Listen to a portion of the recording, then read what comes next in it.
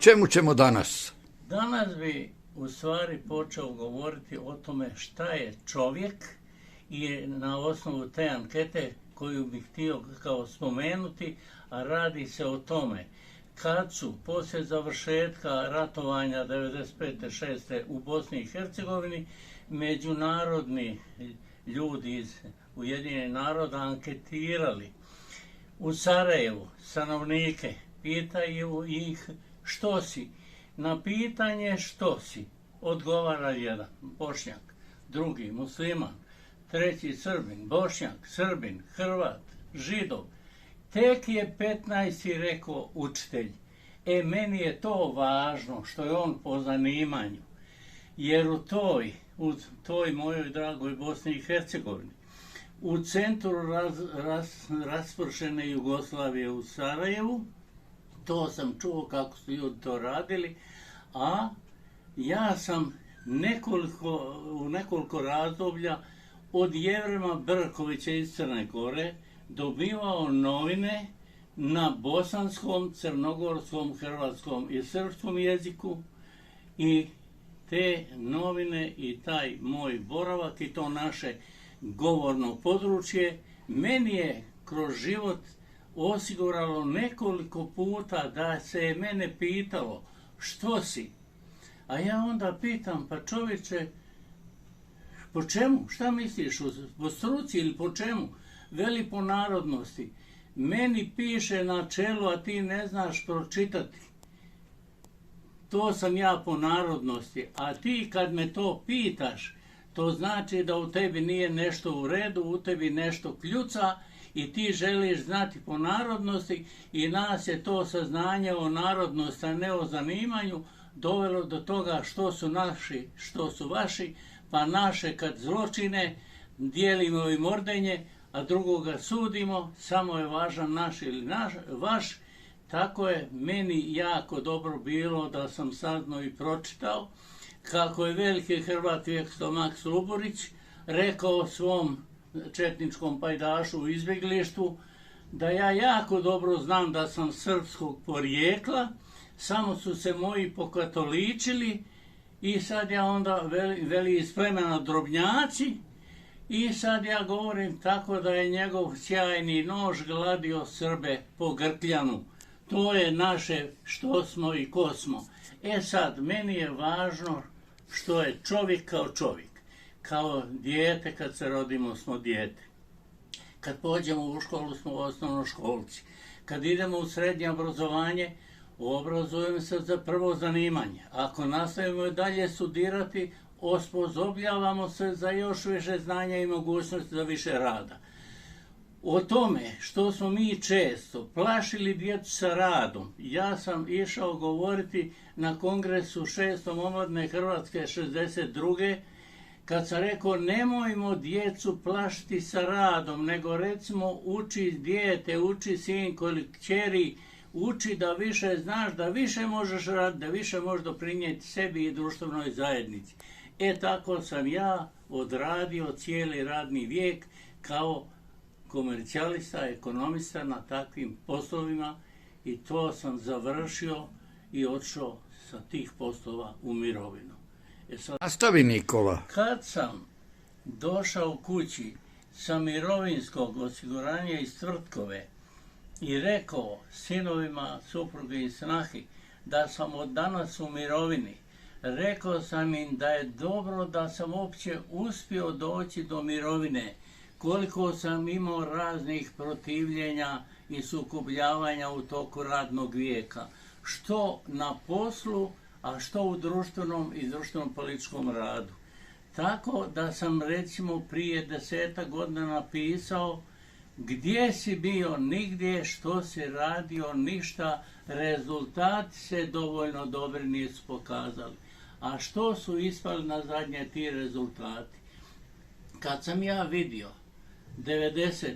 kako preuzima vlast HDZ-ova klika, ja sam vidio kud će to odvesti.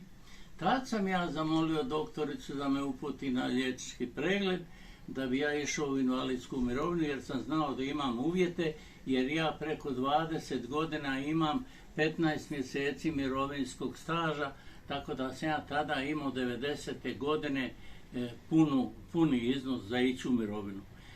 I otišao sam. Međutim, vrlo brzo nakon toga, tako reći, prestala je postojati kao tvornica tekstilstva u kojoj sam radio.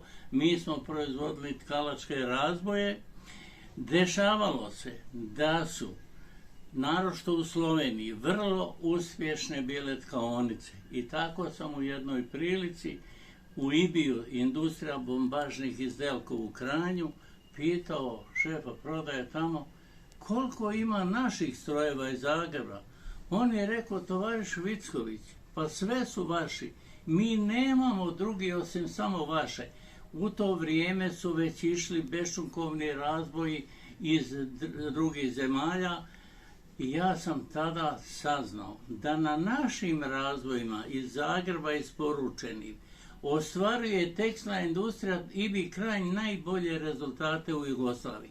Međutim, srušen je tekstil stroj u Ribarovoj i Grahorovoj na uglu i tamo je sad Špar, veliki Špar koji proizvodi i tamo nam prodaje strane proizvode, a tekstil stroja nema.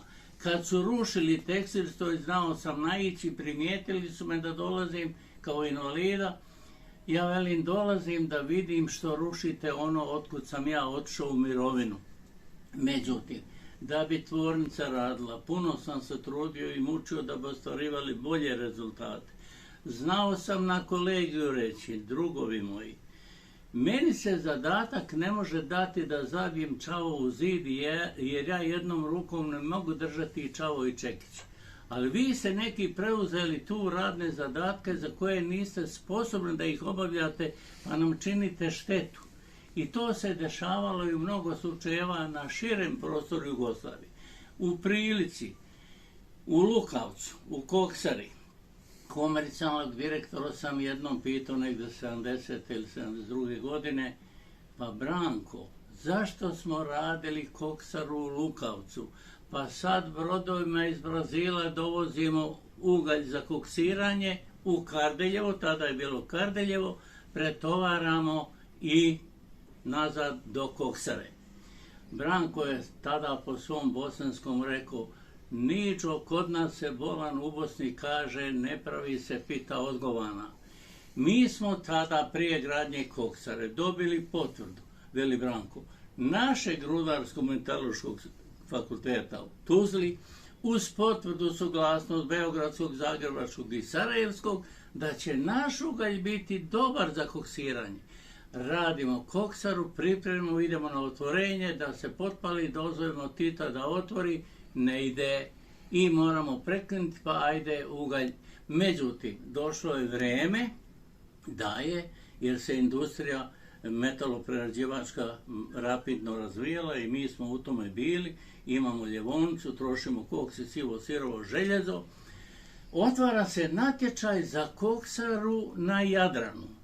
U natječaju sudjeluju i žele Koksaru i Crna Gora, i Bosna i Hercegovina, i Hrvatska, i Slovenija. Slušam u Privrednoj komori, generalni direktor rekao mi, od ti, znaš, ti to radiš, od ti znaš što treba reći. Ja sam bio tamo, slušam euforično, kako euforija, ja bih rekao nacionalistička euforija. Govori o Koksaru u Bakru kao da će koks sutra poteći iz Bakra. Ja se javim i velim, bile nekolike drugarice i drugovi. Ja vam nešto rekao u ime mojih radnih drugova iz tvornice tkalačkih razvoja tekstil stroj u Zagrebu. Mi imamo sada ugovorene proizvodnju strojeva za daljnje 2,5 godine. Nas zanima Koksara u Lukavcu, još za daljnjih 5 do 7 godina. A vi se ponašate kao da će sutra koks iz Bakra poteći. Ja vas molim da pokušamo učiniti sve, da ne uništimo taj biser na Jadranu. Što se mene tiče, volio bi da se rađe radi Koksara u Ulcinju ili u Kopru, samo ne u Bakru. Bio sam bijela vrana, dobro da me ne bi tukli, ja sam kao protiv Hrvatske, oni su za. I ta euforija je gradila i poslije je jedva rušila, narod sve plaća. narod plaća i koksar u Lukavcu i glinicu u Obrovcu i sve. I ja uvijek sam govorio, pa su mi rekli u jednoj analizi koju sam radio, zašto se toliko opirem prema visoko obrazovan? Zato jer su ti ljudi donijeli to, a nisu kvalificirani radnici. Jer bilo je slučajeva da sam ja morao reći našemu tvornicu, šefu montaže strojeva, dođe on u nabavu i psuje jer nema nekih dijelova, još nisu stigli. Ja sam mu rekao, prijatelj moj dragi, tebi na radnom mjestu tvom piše da si rukovodilac montaže, a strojevi se ne proizvode u montaži, nego se montiraju. Najveći njihov dio tih strojnih dijelova se obradi u tekstil stroju, ali i u cijeloj državi Jugoslaviji ima gdje se rade naši dijelovi. Gumeni dijelovi u Bujanovcu, ferode u Srebrenici, plastični dijelovi Bosna Plast u Bosanskom Petrovcu. Dobivamo koks i sivo-sirovo željezo, druga faza iz proizvodnje dobivamo iz Bosne i Hercegovine. Mi previše, a tako i drugi metaloprerađivači u Hrvatskoj, koristimo poluproizvode sirovine iz naših drugih republika.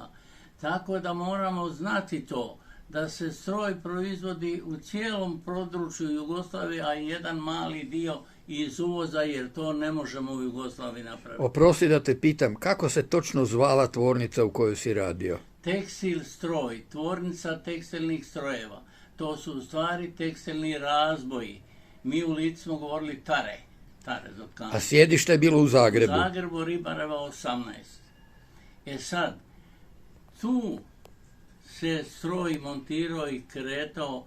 Najbolje razvijenu tekstilnu industriju stvarno imala naša Slovenija, onda sve druge republike, u svim je bilo naših strojeva, bilo je nešto i van Jugoslavije, ali nije bilo na klirinškom tržištu.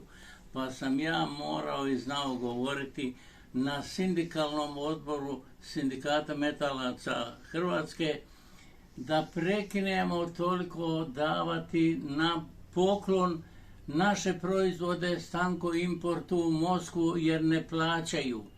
I tako da sam jednom pravo sa sindikalnog sastanka u radničkom domu otišao u jedinstvo do prijatelja koji je sa mnom jedno vrijeme radio i pravo u kancelariji Surata govorim: Ivo, šta ti radiš?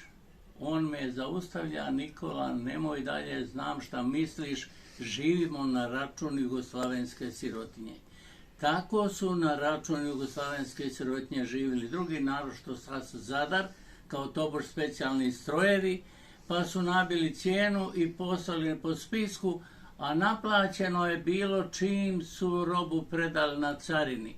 Dešavalo se poslije, pa mi je sin Marni znao reći: samo od tebe čujem da je to naplaćeno odmah. Naplaćeno odmah iz Beograda od naše sirotinje, a oni i neki onda stručnjaci govore kad se taj clearing naplati da se to tima da na račun. Pa kućeš njima na račun, to su uzeli unapred i od toga debelo žive i imaju sad debelo veće mirovine nego ostali na grbači baš radničke sirotinje, kako je rekao moj prijatelj Ivo Vučić, koji je bio tada direktor analize i plana u jedinstvu.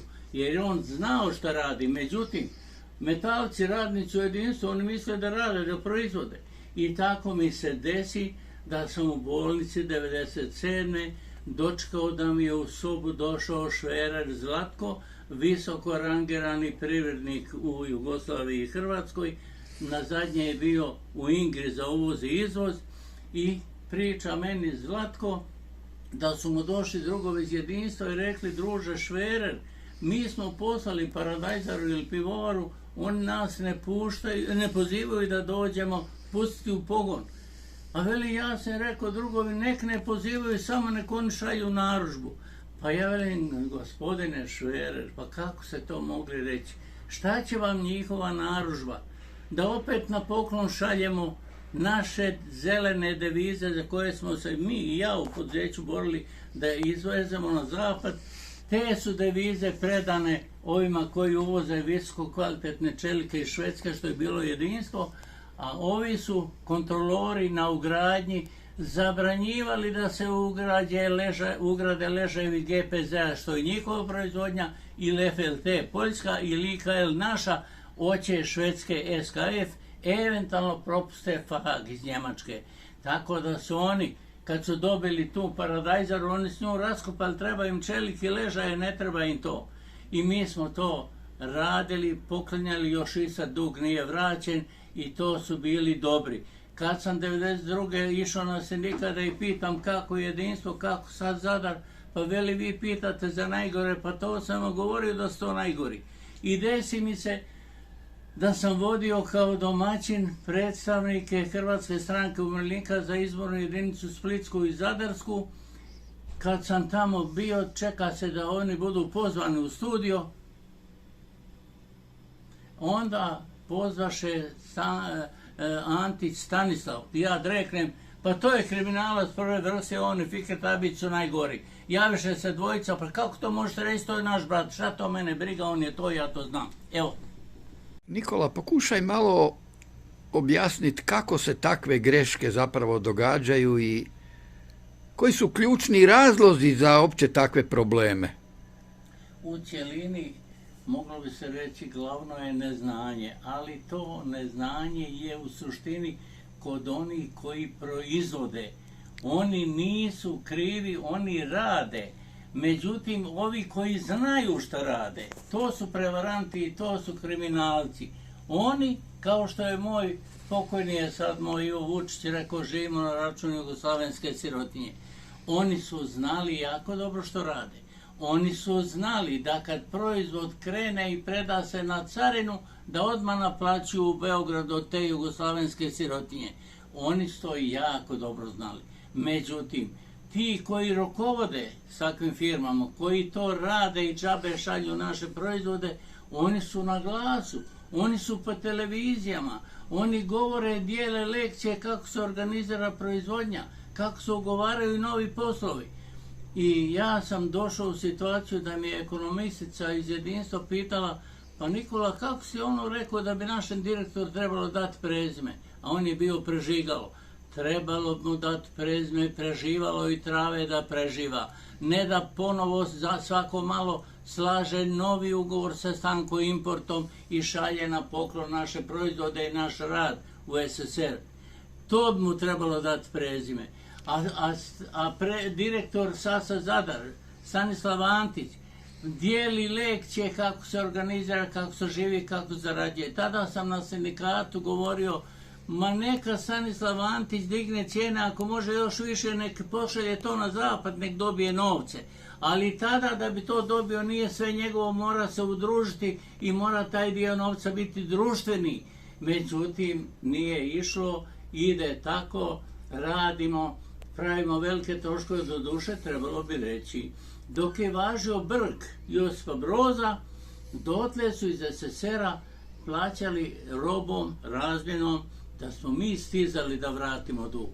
Kad je otišao Josip Broz, oni su stariji brat, mama koristili nas da koriste naša dobra za sebe. Tako da smo doterili da 5-6 milijardi dolara duga klirinškog. Mnogi ljudi ne znaju da smo mi prije do 90. godine svi u Jugoslaviji vršili obračune koliko smo ostvarili na domaćem tržištu, koliko na klirinškom, koliko na konvertibilnom. Jako se dobro znalo ko je šta radio i kako je radio. Greške su velike u mnogo slučajeva. Na zadnje je to narod sve platio, nema ko drugi, narod plaća i gotovo. I htio sam reći što mi se desilo da sam 75. išao u omladinsku radnu brigadu na radnu akciju da umirim naše brigadire iz Zagreba, jer neposredno prije toga smo u Zagrebu preuzeli orden Ivi Vrhovcu, predao je drug Tito orden narodnog heroja. I tamo sam za večerom poslije saznam da su bili tamo predsjednik Komisije za radne akcije i njegov sekretar, bio Janez Lipej, Slovenac. U jednom momentu mene Janez pita: Niđo, mi bi trebali znati koliko mi dajemo za Kosovo i kako se to troši. Rekao sam mu: Janez, reći ja tebi o tome nešto, ali mi prije odgovori je li Kosovo Jugoslavija. On zgledao se: pa jest, veli. Još nisam čuo čovjeka da kaže koliko je sebi previše dao. Mi to pomažemo našem narodu da pokušaju sustizati, jer nikad još do sad nije bilo da je nerazvijeni čovjek izrabio razvijenog, već uvijek obrnuto. Bajtov institut u Ljubljani je prije 15 godina ustanovio da je Slovenija više koristi imala što je prodavala svoje proizvode na teritoriju Jugoslavije nego što je davala za nerazvijene. Međutim, Slovencima i Hrvatima je bilo malo teško davati to. Ali sad, kad smo mi Hrvatska, to Kosovo europsko, sad kad mi dobivamo pomoć, sad se falimo kako imamo stručnjake koji mogu osigurati da se ti fondovi iskoriste. Sad nam paše dobivati pomoć. Tada nam nije pasalo. Sporazum koji je bio i važio u Jugoslaviji sličan je ovome što ima Europska unija. Pomaže se onima koji su slabiji u ukupnim rezultatima, a oni koji ostvaruju veće, oni daju tu pomoć. Nismo u cjelini mogli obaviti mnoge stvari kako treba i tu smo gdje jesmo. Stanje je sad možda gore nego ikad za najveći dio sirotinje. Nikola, molim te, pokušaj usporediti ekonomsku politiku u vrijeme tvog rada i maksimalnog angažmana s onim što je uslijedilo kad si otišao u penziju. Dragi moj Vlado, to je baš pravo pitanje i dobro je to za usporediti. Istina je ono što sam rekao. Istina je da je to bilo i u radnoj organizaciji, ali i na nivou cijele države. Da je prilično bilo pogrešnih odluka i pogrešnih uputa da se je radilo ponekad i na štetu svoje zajednice. Međutim, kad je došlo stanje, kad sam ja 90. otišao u mirovinu, tada je na vlast došao HDZ. Tada je naprosto hametice krenulo uništavanje i svega što je dobro, a zapravo je najveće, po mom mišljenju, zlo ekonomski uništiti, raskopati Jugoslaviju. Ekonomski. Radi toga raskopavanja i uništenja cijeline i razmjene tih građana međusobno, recimo, jako je vidljivo, ko bi htio upustiti se u to. To je i Bajtov institut rekao u Ljubljani prije 15-20 godina, da je Slovenija više ostvarila dobiti što je svoje proizvode plasirala u Jugoslaviji nego što je davala za nerazvijene, tako i Hrvatska. Prema tome, bez obzira na to što je bilo i propusta, ipak se donekle napredovalo, međutim zadnje godine od 80. do 90. bile su prilično teške, bile su sa velikom inflacijom i tada je bilo, kad sam ja otišao u mirovinu, da sam ja imao plaću zadnju, recimo tada je govoreno o milionima dinara, imao 4 miliona, a dobio odmah prvu mirovinu 5,5. Pa kad mi je jedan ili dva ili tri prijatelja reklo što nisam čekao da mi uđe i zadnja godina u obračunu, rekao sam: šta je tebi, čovječe, pa šta će me ova zadnja 90-a, onda sam u propasti. Meni su ušle najboljih 10 godina od 74. do 84. A od 84. se mi smo stvarno stalno ponavljali racionalizacije i spašavanje lošeg stanja. I nismo uspjeli. Marković je pokušao, ali nije uspio jer smo mi htjeli svak svoje. Hoćemo se podijeliti, hoćemo čiste račune i to smo napravili. I sad, od 90. pa kad je došlo do 95. kad bi mi mogli sve ono što je uništeno, da ne proizvodi se više, da ne postoji, pripisati okupaciji i napadu neprijatelja, mi bi to lako rekli. Međutim, to ne možemo. U Zagrebu to nije niko uništio izvana nego mi. Pročelnik za privredu, za gospodarstvo grada Zagreba 97. slavodobitno govori Žitnjak više nije industrijska zona. To je njemu uspjeh. Točno je, i ja sam zadnjih 10 godina išao sa vrh Mikulića gore s Črnomerca na Žitnjak jer smo tamo napravili novu tvornicu. I to je bila industrijska zona i tu se puno proizvodilo. Međutim, nama to ne treba. Tvornica koja proizvodi tkalačke razboje jednostavno je srušena i tu se sad nalazi trgovačka organizacija i nema i tako na stotine drugih. Međutim, sad smo došli u situaciju u odnosu na ono što je bilo do 90. kad smo imali dogovorno ugovori, sporazumi da su rasponi plaća 1 do 4 ili 1 do 5. To je ukinuto. Sad se radi kako vlastodržci hoće. Najprvo su fino samo pretvorbom i privatizacijom sve uništili, privatizirali i stvorili kaos. Stvorili su najviše štete onima koji su krenuli da se bore za slobodnu, samostalnu Hrvatsku. Kad su se vratili, nestalo s poduzeća. Tako je, nastali su veliki problemi za život i raspodjelu. Mi smo sad u najgoroj poziciji. Sad mi dijelimo da ne znamo kako i na osnovi čega. Ja sam to ustanovio prihvaćajući raspodjelu po norveškom sistemu. Nikola, sad kad ovo sve što si ispričao zbrojimo, pokušaj mi malo reći kako ti vidiš te 90. godine i prilike u kojima si tada živio i radio. Evo, Vlado dragi, tada 90. kad sam ja već imao poziv da dođem na invalidsku komisiju radi odlaska u invalidsku mirovinu. Jer to su naše velike tvornice alata, Jugo Alat, fabrika alata Čačak i industrija alata Trebinje, znale svake 2 ili 4 godine organizirati kao simpozij primjene novih alata na osnovu ekonomskih i tehničkih i tehnoloških uvjeta. I tako smo bili 14.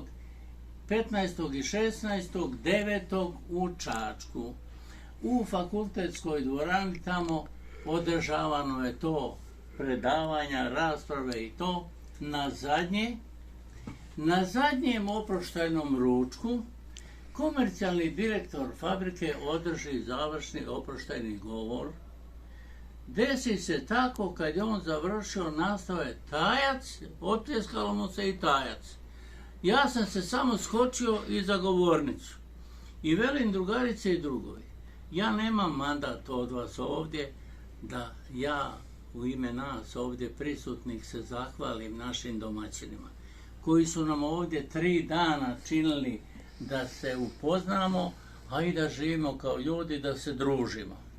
Međutim, ja bih htio reći da ja želim našoj tvornici alata u Čačku, a i drugima, da uspješno rade i da nama pomognu svojim alatima da i mi budemo uspješni.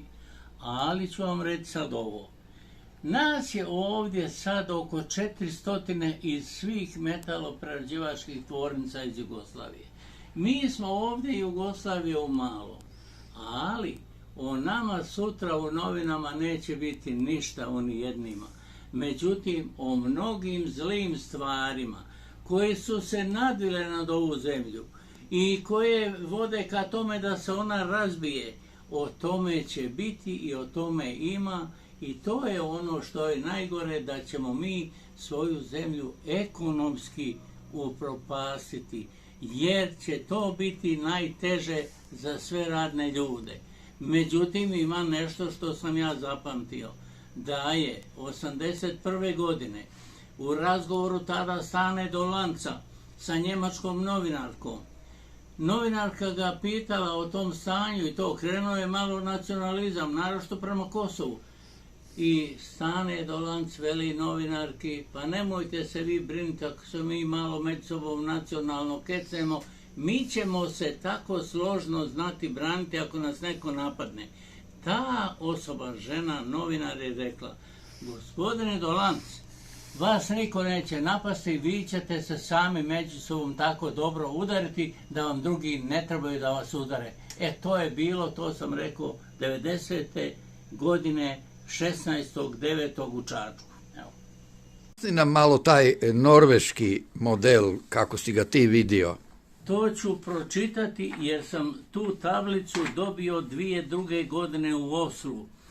Tablica raspodjele po norveškom sistemu kazuje da je najveća plaća kao brojka 100, da je prosječna plaća kao 62,50% te najviše, da je najniža plaća kao 37,50% najviše i 60% prosječne, da je najviša mirovina 75% najviše plaće. Prosječna mirovina je 45% najviše i 72% prosječne, a najniža mirovina je 30% najviše. To su mjere po kojima bi trebalo raditi. Međutim, mi sada imamo, i to ću morati pročitati, mi smo napravili situaciju, pa kad bi sad uzeli, kada bi mi uzeli kao najvišu plaću predsjednika Republike kao 6.000 eura, onda je prosječna 3.750, najniža 2.250, najviša mirovina 4.500, prosječna 2.700, najniža 1.800. Obrazlažući podizanje plaća dužnosnicima, predsjednik vlade Andrej Plenković je rekao da se odrekao puno veće plaće u Europskom parlamentu, a da se norveški parlamentarci ne bi morali odricati prevelikih plaća u Europskom parlamentu, Norvežani su 2 puta na referendumu odbili ulazak u Europsku uniju. Međutim, mi kad bi sad rekli kako smo to napravili, pa da isplatimo plaće po ovoj tablici, kad je plaća 3.750 prosječna, kad je mirovina 2.700, onda nama treba za plaće i mirovine 1.774.130 osiguranika i 1.227.144 korisnika mirovine, 119 milijardi i 595 milijuna eura. Ovo je za nas apsolutno nezamislivo. Mi očekujemo oko 85 milijardi eura BDP-a za 24. godinu. Trećina ovoga je 23 milijarde 333 milijuna, a to bi bilo opravdano potrošiti za plaće i mirovine. Međutim, kad bi rekli Norvežanima da oni po svojim isto tim iznosima plaća i mirovina i isplate svojim zaposlenim i umirovljenim, njima bi trebalo 138 milijardi 812 milijuna, a to bi iznosilo 31,01% od 441 milijarde 234 milijuna norveškog bruto proizvoda u 2023. godini. Prema tome, šta mi radimo? Mi trošimo enormno nego što smo ostvarili. Ljudi od uma, a mnogi ne znaju naši, vjerovatno, da nisu dvije osobe Mate Valota i Miro Mirković, da je to ista osoba, da je Mio Mirković veliki vrhunski profesor ekonomista Zagrebačkog sveučilišta i da su ljudi s njim na čelu ustanovili da je opravdano 1/3 BDP-a izdvajati za plaće i mirovine. A mi ovdje po ovome iskazu bi ispalo da mi 130 i više milijardi trebamo po ovim iznosima plaća. Kud je to? To nema razuma, to ne može doći u obzir, ali mi to dijelimo i naše vlastodržci imaju plaće. Sram ih bilo kad nije se niko od njih, od zastupnika, usprotivio. Zato sam i rekao u jednom tekstu ranije, prije nekoliko mjeseci, da su oni svi u Saboru zaslužili doživotnu robiju, Jer to što rade našim građanima, to je tragično. Tako se ponašati i hvaliti se, kao da se infrastrukturni objekti mogu jesti, kuće i stanovi, to se ne može jesti. Nas, barem 25% u Hrvatskoj gladuje, koliko djece ne mogu živjeti, koliko su preniski dječji doplaci i koliko malo djece to dobiva, to je tragedija i pričamo o demografskoj strategiji. Ovako, Nikola, da te pitam. Čitav život, a to praktično znači 70 godina, ti si radio i bio aktivan u društvu sa brojnim ljudima. Upoznao si važne ljude, manje važne i obične, a svjedočio si ogromnim promjenama. Sad, kad je tvoja zrelost i znanje najveće, osjećaš li se osamljeno ili misliš da ljudi kao što ti misliš ima još u našem društvu? Ja bi, Vlado moj, na to mogao početi odgovor ovako.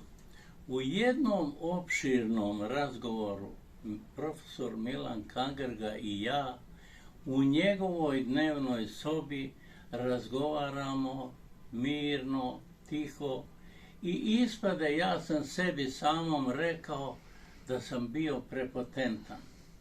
Pa sam ja rekao, profesore, pa što nas dva ovdje u ovoj sobi, među ova 4 zida, bistrimo bistru vodu, dovoljno se razumijemo, u ničem se ne suprotstavljamo. Profesore, gdje su vaši kolege, profesori i akademici? A on je dreknuo, ja nisam ni očekivao da će tako dreknuti. Gospodine Vickoviću, nemojte mi spominjati. Niti su oni profesori, niti su oni akademici. To bi prije vi trebali biti.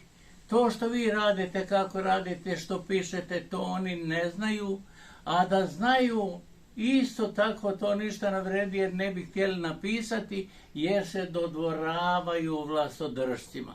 To znači, Vlado moj, da ja sada osjećam se dosta usamljeno i da imam malo istinskih mojih sugovornika koji razumiju stanje o kojem ja govorim.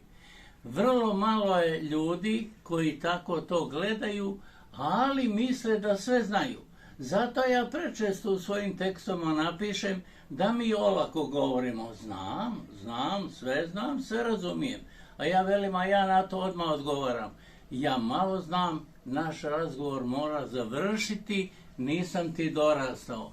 Zašto tako kažem? Zato što ja sa onima što sve znaju, ti što sveznadari postaju, oni su zapravo najveći problem svijeta, ne samo naše zajednice. Oni znaju i ono što se ne može znati. I oni o tom pričaju, a ne mogu donijeti odluku da dođe na red jedna humana ljudska raspodjela koja će omogućiti život ljudi na ovome svijetu. Ja sam pisao i obrazlagao da je po pravilu Isusa Krista počeo živjeti čovjek na svijetu, da tada ne bi uopće ni isklijala klica komunizma, jer ne bi imala zašto. Mi bi kao ljudi na svijetu svi imali kruh naš svagdašnji i mi bi bili živi, međutim mi ne brojimo i ne tiče se nas kojima je profit važan koliko umire gladne djece i gladnih staraca. Na svijetu, ne pita se samo kod nas, na svijetu, evo toliko.